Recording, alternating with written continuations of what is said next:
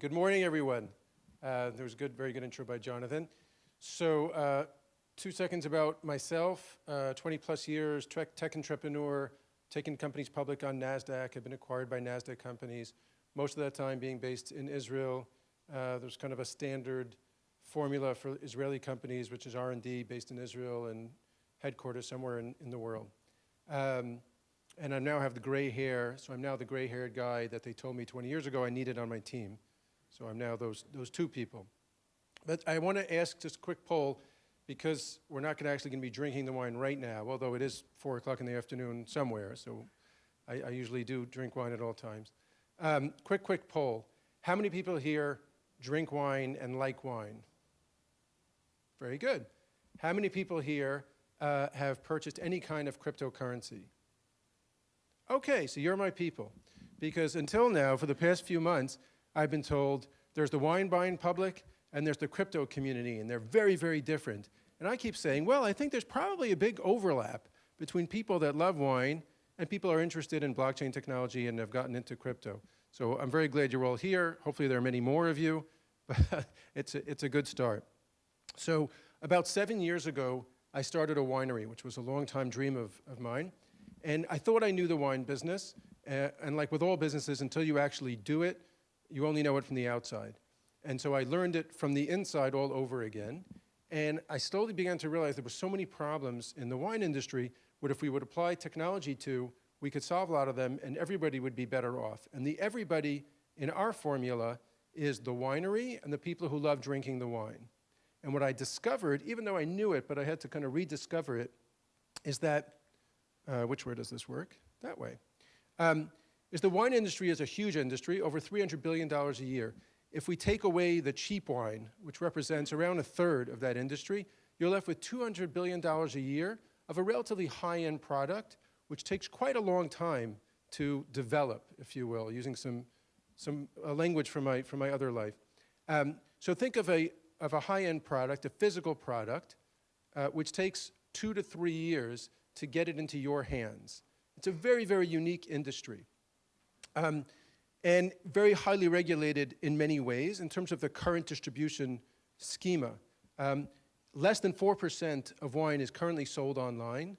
And this is, obviously a product which has a very long tradition. So people are quite steeped in terms of the tradition of this product. And there we go. No, that's the wrong way. That's the right way. So just to focus for a second as to what we're doing, and you'll understand the blockchain element in a moment. But there are two players here in our world. There's the wineries and wine buyers. And the main problems of wineries are cash flow, how to build community, and what we call clarity in terms of their business, which are a result of having terrible cash flow and some essentially opaque distribution system. On wine buyers, it's price. Everybody's always sensitive to price. A sense of community, which you don't get today from a very one-dimensional or even two-dimensional buying wine in a wine store or even buying it online. And that is the question of community or lack of community. What's unique about the wine industry is that it's a product that takes so long to develop, done right, and yet 2/3 of the value created, the revenues generated at retail go to the distribution chain. So it's essentially crying out for positive disruption. If you're exporting wine internationally, when I sell a bottle of our wine in New York or in LA, and thank God you can buy our wine, just my other hat as a winery owner, you can buy our wine in New York or LA. When you go to buy our wine in New York or LA, we sell, let's say, our standard red blend, which is 90 plus rated by the major, by Wine Enthusiast, Wine Advocate, and so on. You pay about $30 retail for that wine. We see $10. Most consumers are not aware of that unit economics, and that means 2/3 of the value is getting eaten up by the distribution chain. And the distribution chain only kicks in when the wine is in the bottle and we've released it to actually sell it. So we only start to monetize our product about 2.5 years after we start to make it. And most wine buyers are unaware of the pricing and the unit economics, even though they love it. So VinX is we call radical reshuffling, a positive reshuffling of the wine industry. And now we get into where the blockchain comes in, which is that we are taking an approach to, in a systematic way, create a digital platform for wineries to release wine futures. Now, how many people here have ever heard of wine futures? Okay, so a handful. So wine futures have existed for a few hundred years, mainly based in Bordeaux for the top wineries, the Grand Cru wineries in Bordeaux. And it was originally done for the reasons of price and to make sure you get allocation. Today, it's only about allocation, and it's not open to consumers. That trade is limited to merchants who buy up all the wine futures from the top Grand Cru wineries, and then they mark it up. There are some digital platforms for the trade in those wine futures, and even if you go to wine.com right now and you type in wine futures, you can see you can buy wine futures for wine that's going to be delivery dates in later in 2018, 2019, 2020, and so on.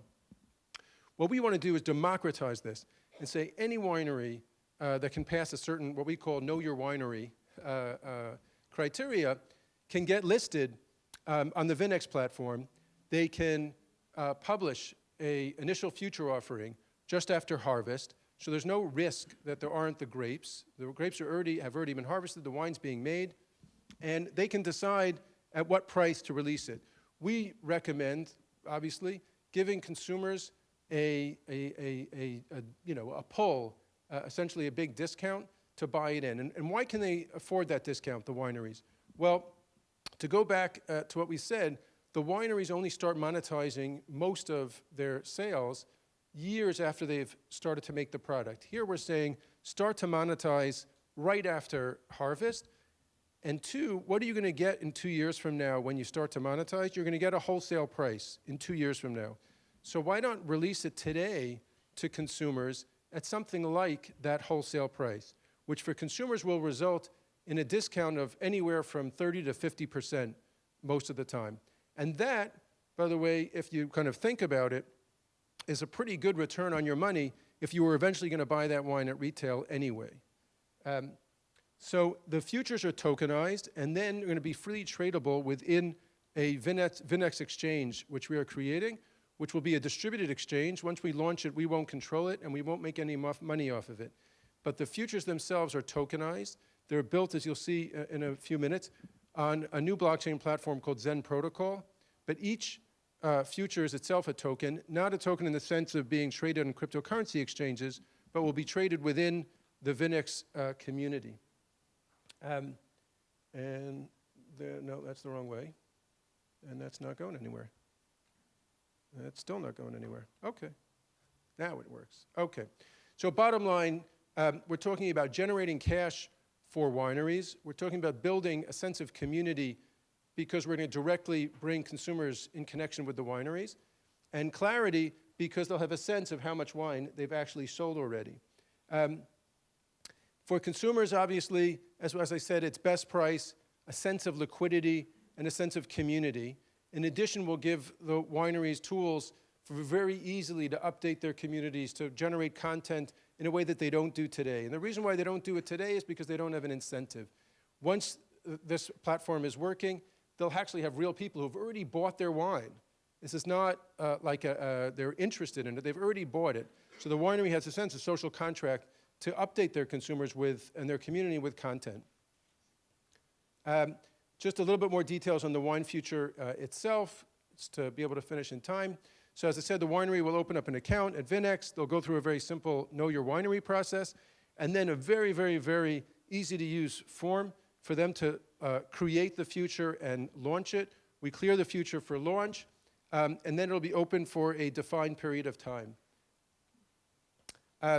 Our business model is creating what we call the VinX Reserve, which is that all these wineries will pay a listing fee. That listing fee to VinX, that listing fee will be aggregated together in the VinX Reserve, and the VinX Reserve essentially will be as successful as the platform is and will continue to grow. And that is the part which we will be tokenizing in the sense of more of a public token offering or ICO. Our roadmap was to close a seed round. Thank God we're doing that right now, basically closed in the second quarter of 2018 to formally launch our ICO. Right now we've a soft launch of a pre-sale. The idea is by the end of harvest 2018, to launch a beta with at least 100 wineries participating. We were able to kind of short circuit the whole process, one, because we kind of come from the wine industry and know it quite well, people on the advisory board who know it quite well, but we also developed a strategic cooperation with a company called Zen Protocol, who had created a new proprietary blockchain specifically for financial instruments, and they saw wine futures as exactly in line with their thinking. So from a blockchain development point of view, we rest heavily on Zen. Of course, we have our own front-end developers. Myself and my co-founder, again, serial entrepreneur. I've been in the wine business as well for about 7 years, so I've gotten to know it quite well. Still active in other tech companies at a board level. My co-founder has an investment banking and entrepreneurial background. In terms of the advisory board, we have people who are global experts in wine, winery owners, tech thought leaders, both blockchain, security, and wine content. So I'm happy to answer any questions or talk more. That's the end of the formal presentation. I just wanted to make sure to finish in time. Just going to something that Jonathan said in terms of things like Indiegogo and Kickstarter and how they influenced our thinking. We actually ran, for my own winery, we ran a campaign on Indiegogo about a couple of years ago to raise interest in the winery and get a sense of community and pre-sell wine. And we learned a lot by going on Indiegogo, but one of the things we learned is crowdfunding only works if you have a crowd. So there is no crowd waiting for you when you launch on a platform. So you actually have to do something and come with some sort of sense of crowd and then use tools to generate the crowd.